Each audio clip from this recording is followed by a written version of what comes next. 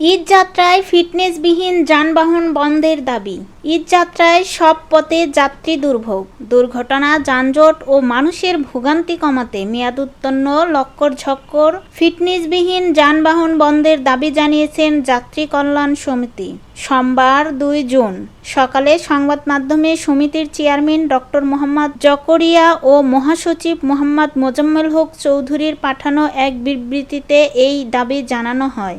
বিবৃতিতে তারা বলেন, প্রতি বছর ঈদে ফিটনেসবিহীন লক্কর-ঝক্কর বাস, ট্রাক, লেগুনা টেম্পো, মাইক্রোবাস, কার, নছিমন, করিমন ও সিটি সার্ভিসের বাস, মিনিবাস দূরপাল্লার বহরে যাত্রী পরিবহনে নেমে পড়ে মেয়াদোত্তীর্ণ নৌযান দুর্ঘটনার ঝুঁকি তৈরি করে।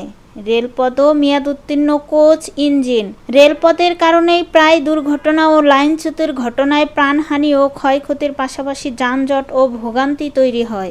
এবারের ঈদে সকল পথে দুর্ঘটনা প্রতিরোধে ব্যাপক কার্যক্রম গ্রহণের পাশাপাশি সামাজিক সচেতনতা তৈরির উদ্যোগ গ্রহণ করতে হবে।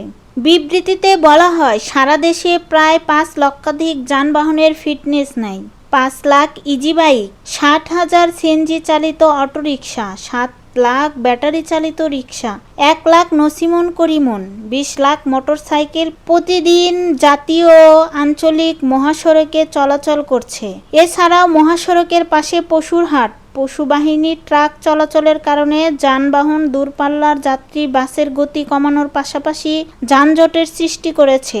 এসব যানবাহন জাতীয় মহাসড়ক থেকে জরুরি ভিত্তিতে উচ্ছেদ করতে হবে।